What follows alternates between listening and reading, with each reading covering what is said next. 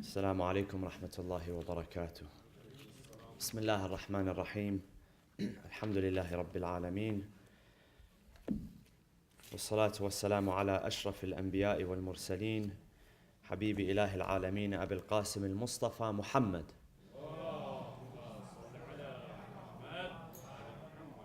وعلى أهل بيته الطيبين الطاهرين المعصومين المنتجبين.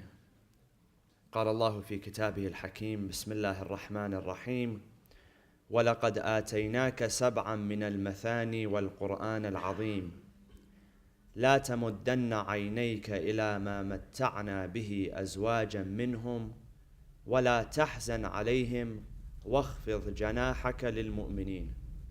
صدق الله العلي العظيم، وصلوا على محمد وآل محمد.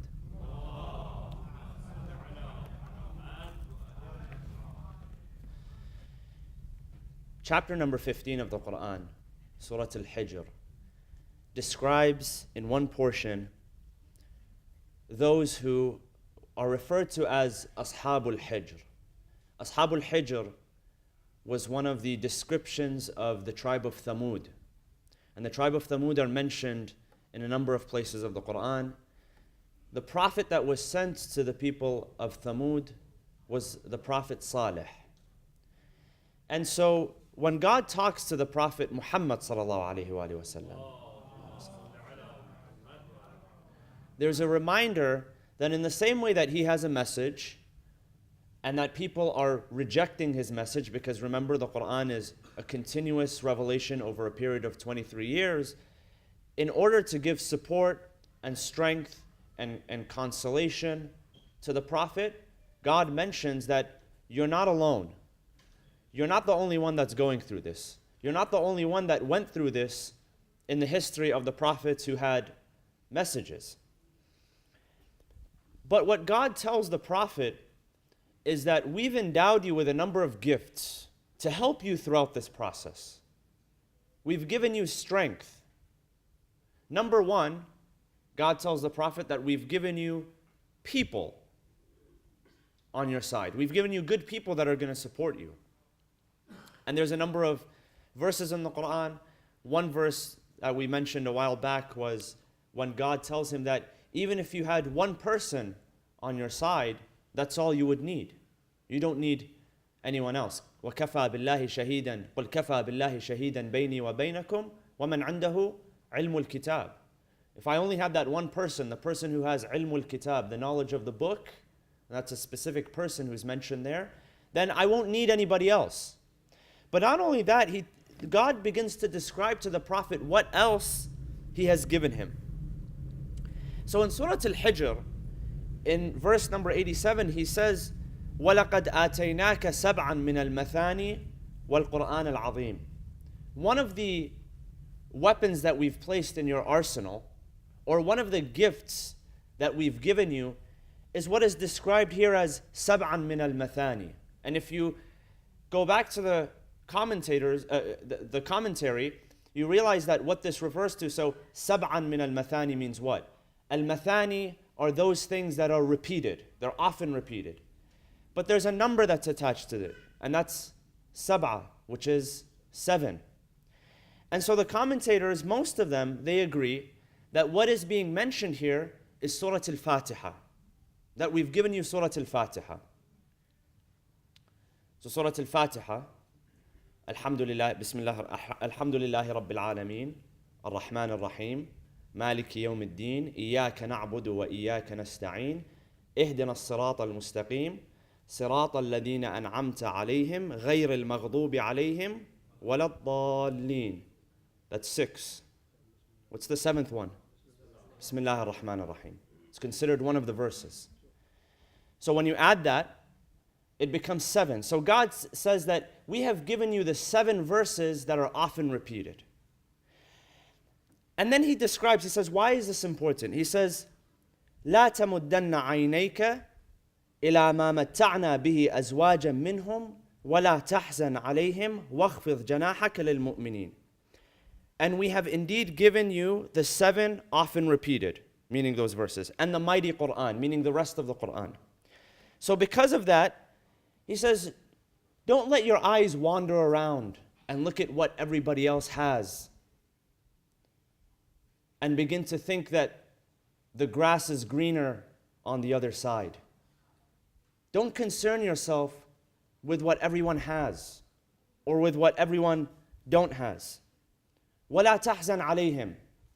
And if you see what people have, don't feel sad for them.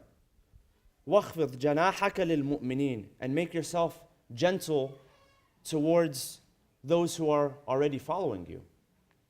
And there's a message to be learned from that. It's that, the Prophet, no one can shake his tree. The Prophet was confident in what he had. The Prophet was convicted. There was no doubt in his mind that what he was doing was the right thing. So much so that many of you know the saying of the Prophet when the Quraysh during the early days had asked Abu Talib, tell him that whatever he wants, what does he want? What does this nephew of yours want? Does he want money? Does he want power? Does he want women? What does he want fame? What is it that he wants? Let him just say the word. We have everything, we'll give it to him, we'll deliver it to him. And when that message was delivered to him, when it was relayed to him, he said, if you gave me the sun in one hand and the moon in another hand, I won't give up what I have. Because he understood the value of what he had. So it wasn't a matter of the Prophet not knowing what he had his hands on. It wasn't a matter of the Prophet feeling that he didn't have enough or that he was not content with what he had. But more so, that's a message to us, is that, sometimes it's natural as human beings that whatever we have in front of us, we tend to look over the fence. We tend to look at what somebody else has. And we think to ourselves, wow, if only I had what this person had. Or we look at our problems and we say, well, this person on the other side of the fence is doing better because he or she doesn't have those problems. They're not afflicted with the same problems. They have parents that support them. I don't have parents, or I didn't have parents that supported me. This person comes from a family of wealth and I came from a family of poverty. If they came from a family of poverty, they'd be right where I am right now. Our mind tends to wander in that way. Our mind tends to think in that way. And so we always think, well, if only I had this, and if only I had that. When you realize that what you see in most people, and most of the time we see a person's highlight reel, meaning the best of what they have in their life, especially in the age of social media. And I try to get this message as much as I can, not just to young people, because everybody's on social media. Our grandmothers are on social media these days. And when you're on social media, you tend to see only the best side of someone. They'll put their best picture with the best lighting, and they'll retake the photo 100 times if they have to get that perfect photo. And you're watching it at the end of the day when you're dreary and tired in your pajamas and you're in bed. And you compare what you look like at that moment to what that person looks like in the photo. And you tend to think, well, this person has it all. We may not say it, but sometimes that's what we internalize. And so God is telling the Prophet here that, look, everything that you think that they have, everything that you think is an advantage for them, is nothing compared to the gifts that we've given you.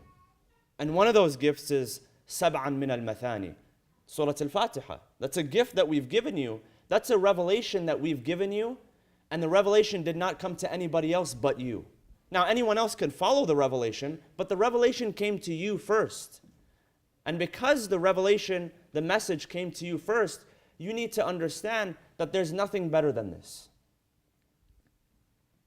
وَلَقَدْ آتَيْنَاكَ سَبْعًا مِنَ الْمَثَانِ وَالْقُرْآنِ الْعَظِيمِ لَا تَمُدَّنَّ عَيْنَيْكَ إِلَى مَتَّعْنَا بِهِ أَزْوَاجًا مِّنْهُمْ. So don't let your eyes wander. Stop looking at what everybody else has. And at the same time, he says, it's not your responsibility to grieve over that person either. Sometimes, it's not that we look to what a person has. sometimes we fall into the trap of looking at what someone doesn't have that we tend to have. And we're always feeling sorry for people. Now, it's okay to sympathize. It's okay to have some empathy. It's okay to have a slight degree of feeling bad for people if they've been hurt or if they've been oppressed. But some of us, we just feel bad for everyone all the time. And that's not your responsibility either. وَلَا تَحْزَنْ عَلَيْهِمْ. Because in a way, those people, a lot of the times, let's face it, a lot of the times, I'm not saying most of the time and I'm not saying all the time, but a lot of times, people who are in terrible situations, they put themselves in terrible situations. And so there's only so much that you could feel sorry or you feel bad for a person if there's repetitive behavior. Now, if someone slips up once, twice, 3 times, maybe 4 or 5 times, it's okay. But if someone has repetitive behavior and they never learn from their mistakes, and obviously that was the case with a lot of the people that the Prophet had approached, is that the Prophet approached them 1 time, twice, 3, 4, 5 times, 6, 7, 10 times. And like any human being, eventually he would feel bad for that person. And God tells him, don't feel bad about that person. They've made their choices. Focus on the people that are actually following you. Focus on the people that want to be a part of you, that they want to live their life following you. وَخْفِضْ جَنَاحَكَ لِلْمُؤْمِنِينَ. Sometimes we pay attention to everybody around us except for the closest people to us, and we abandon their needs. Sometimes we're looking for love everywhere except for within our own home, and that love is there in our own home. It's in our own circle. So what does he say? He says, look, we've given you this gift. We've given you Surat Al-Fatiha and the rest of the Quran. And what I wanted to mention is just a couple of narrations that teach us the power of Surat Al-Fatiha. This surah that if you're praying 5 times a day, how many times are you reciting? You're reciting more than a dozen times. How powerful it is when you use Surat Al-Fatiha towards your advantage. Now, it's interesting because it's referred to as Surat Al-Fatiha, but the word Fatiha or Fatih or Fath is nowhere to be found in the chapter. But it's described as Al-Fatiha, the opener. And that's closely related to the term Fath, which means, what does Fath mean? Conquest. Like in Surat Al-Fath. There's a chapter that's referred to as Surat Al-Fath, and it describes the conquest. So that word Fatiha actually doesn't appear anywhere, but it's known as Al-Fatiha. Number one, because it's the opener of the Quran. It opens up the Quran. It comes before Surah Al-Baqarah. Narrations tell us that some narrations suggest, and of course there's dispute in these matters, but some narrations suggest that the Prophet, not only did, when the Quran was revealed to him, did he direct those who were recording the Quran where exactly to place the verses, but also where to place the chapters. So there's a wisdom behind why chapter number 1 is Al-Fatiha, chapter number 2 is Al-Baqarah, chapter number 3 is Al-Imran, till the end of the chapters. So there's a number of reports that indicate the great power that is associated with this chapter. One report or one narration, Rasulullah sallallahu alaihi wasallam says the following. He said, by him in whose hand lies my soul, وَالَّذِي نَفْسِي بِيَدِهِ. That was a way for the Prophet to vow, but a strong type of vow. He would say, by him whose hands lies my soul, meaning by God. That's a form of hilf. It's a form of a vow, an expression, which signifies a great form of hilf. He says, neither in the Torah nor the Psalms, which is the Suhuf, the scrolls that were revealed to Musa and Ibrahim, neither in the Torah, nor in the Psalms, nor in the Gospel, which was revealed to Isa alayhi salam, nor in anywhere else in the Quran, were verses like this revealed anywhere, which goes to show you the strength. Another narration is attributed to Imam Ali ibn Abi Talib alayhi salam. He says the following. He says the whole of the Quran is contained in the Fatiha. So that when you read the Fatiha, it's as if you have read the entire Quran. And the whole of the Fatiha in the Basmala. What's the Basmala? Bismillah ar-Rahman ar-Rahim.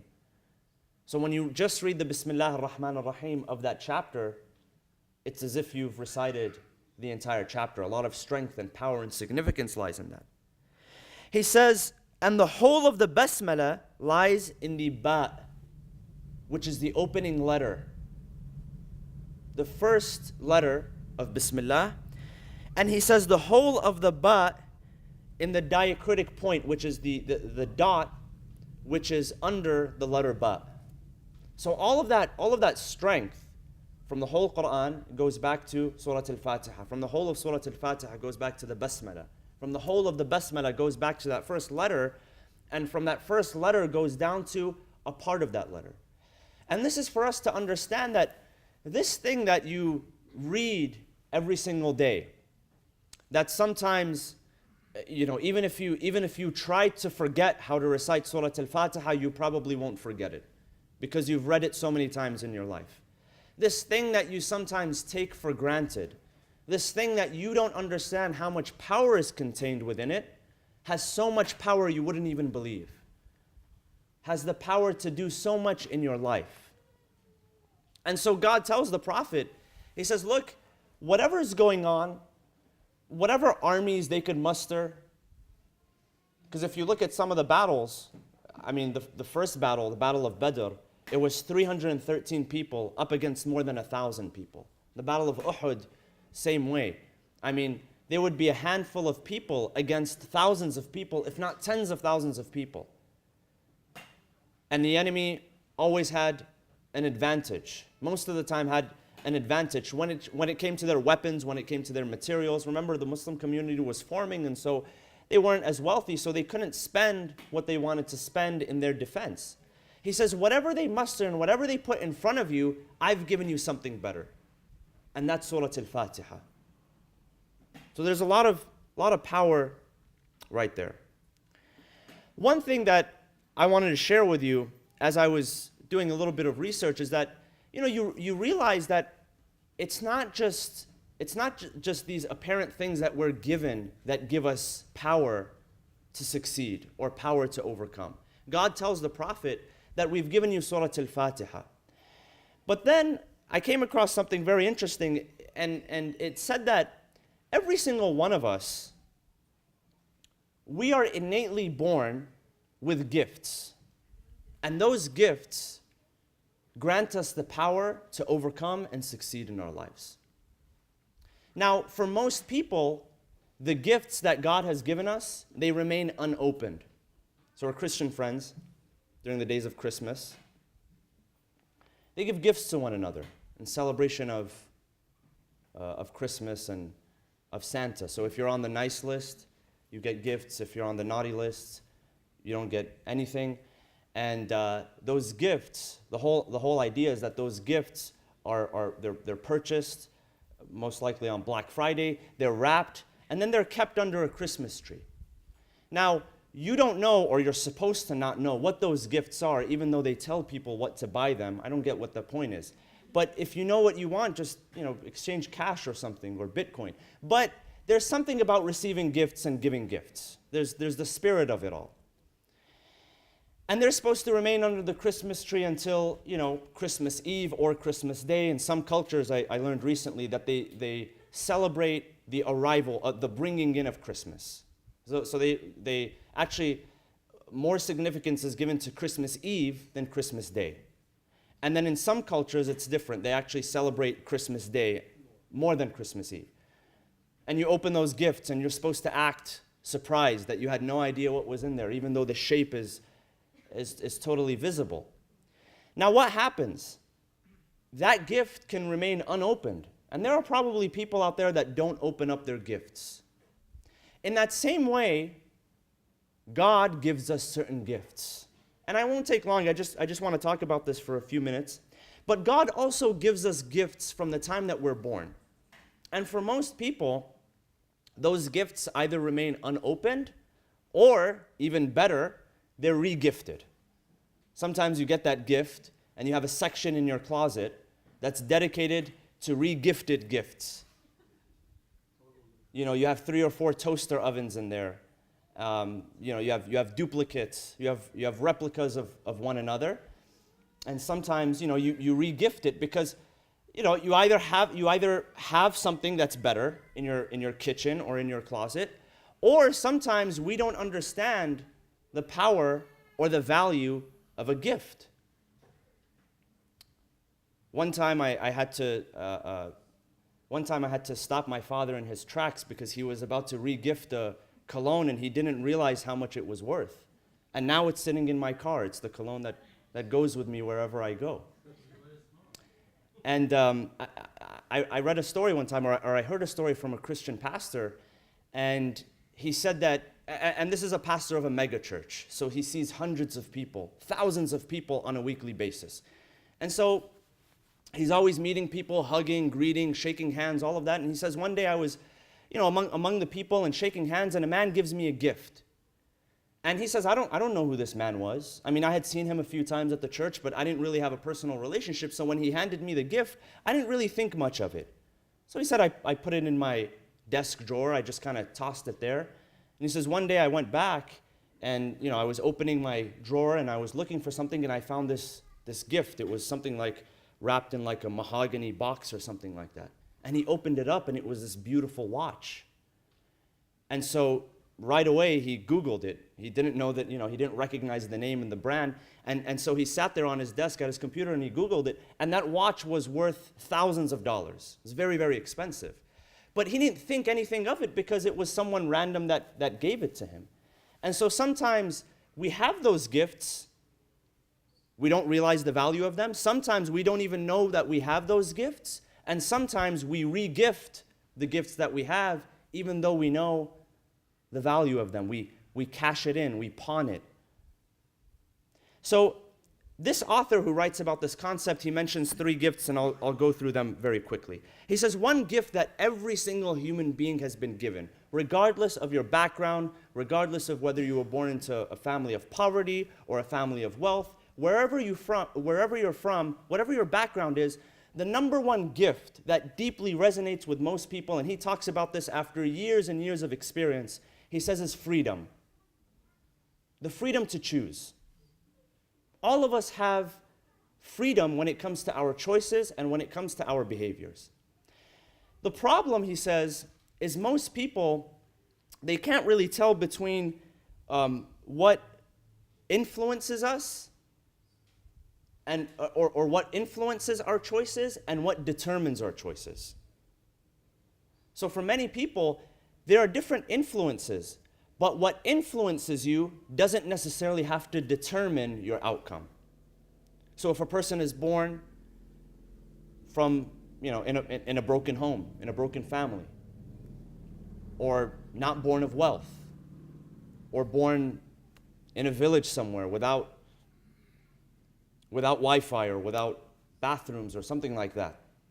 Now, that environment can influence their choices. It can influence their behavior, but it never determines their choices. It never determines their behavior. So there's always choice, and there's always freedom to choose. And that's what's so beautiful about being a human being. God could have created all of us as robots. Some people ask the question, well, why heaven and hell, and why choice, and what do I have to choose, and what's predetermined, and all of that. And we miss out on the fact that there's so much beauty in the fact that we actually have choice, and God did not create us as robots. And the reason why that remains for some people an unopened gift is because they spend their entire life with the mindset that I was forced to take this path, that someone forced me to take this path. Meaning that someone else's mindset or someone else's behavior determined my actions. And that's never true. Your choice is your choice. It starts with you and it ends with you. So some of us, we don't realize how powerful that gift is, and some of us, we re-gift it. Our freedom doesn't belong to us, it belongs to someone else. He says, number 2, the second gift is that God has given us principles. What are principles? Principles they're universal laws that serve as a foundation for our values and for our behaviors. Some people, you have no idea what they value, and their behavior is sporadic, left and right. And he says those people have never paid the price of rooting themselves in principle. See, when you have principle, you don't get confused on how to behave. You have a law. When you don't have a law, then you don't know what is right and what's wrong. You don't know what to do or what not to do. But if you root yourself in principle, then you have something to go off of. You have guidance. So this is number 2, the fact that we have principles that govern our life. And he says number 3 is what he calls the 4 intelligences: IQ, EQ, PQ, and SQ. What does that stand for? Now IQ, mental intelligence. Some people have higher IQ, some people have lower IQ. That's a gift that God has given us. And he doesn't spend so much time because the whole idea many years ago was that your success is based on your IQ. The higher your IQ, the more successful you are. Now, in the 1970s and the 1980s and the 1990s, people started doing research, and one of the authors, there was an author, his name was Howard Gardner, and he came from the Harvard School of Education. And he wrote a book called Frames of Mind. And when he spoke about in that book was the theory of multiple intelligences. So it's not just about IQ, but he talks about EQ, he talks about social intelligence, he talks about interpersonal intelligence, emotional intelligence. So there's IQ, then there's EQ, which is emotional intelligence, which is where your self-awareness comes from, your empathy, your behavior, how you conduct, because some people have a very, very high IQ, but they don't know how to conduct an interview. They don't know how to act in a relationship. They have no idea even how to change a light bulb, but they have a very, very high IQ. And then there's PQ, which is your physical intelligence, and that refers to how intelligent your body is. Your body, you have trillions of cells in your body that work with one another intelligently, all within the system, and you don't have to remind your lungs to breathe. You don't have to remind your heart to pump. It's intelligent enough to stand alone and do that on itself. And then there's SQ, which he refers to as spiritual intelligence. And that's our need for meaning. That's our need to connect with a purpose. That's our need to connect with something that gives our life purpose. And so most of us, we're given all these gifts either at birth or we're given these gifts by God, such as we mentioned, Surat Al-Fatiha. But most of the time we're looking at what somebody else has. We're looking over the fence and we think that the grass is greener on the other side. And so when you realize the value of what you have and the strength of what you have, you stop looking at everyone else. You realize that you don't need anything else. God has put you in the position that you are in right now for a very special reason. And you need to learn from your past and not live in your past. So we ask Allah subhanahu wa ta'ala to open our hearts and our minds to the gifts that He has granted us. We ask Allah subhanahu wa ta'ala to help us and assist us so that we do not take the gifts that He has given us for granted. We ask Allah subhanahu wa ta'ala to bless us in this holy month. And we ask Allah subhanahu wa ta'ala to bring relief to all of those who are in need of our dua. Bismillah ar-Rahman ar-Rahim. Allahumma aghfir lil mu'minina wal mu'minat wal muslimina wal muslimat al ahya'i minhum wal amwat. تابع بيننا وبينهم بالخيرات إنك مجيب الدعوات إنك قاضي الحاجات إنك على كل شيء قدير وإلى أرواح المؤمنين والمؤمنات لا سيما أمواتكم نهدي جميعا ثواب الفاتحة مع الصلاة على محمد وآل محمد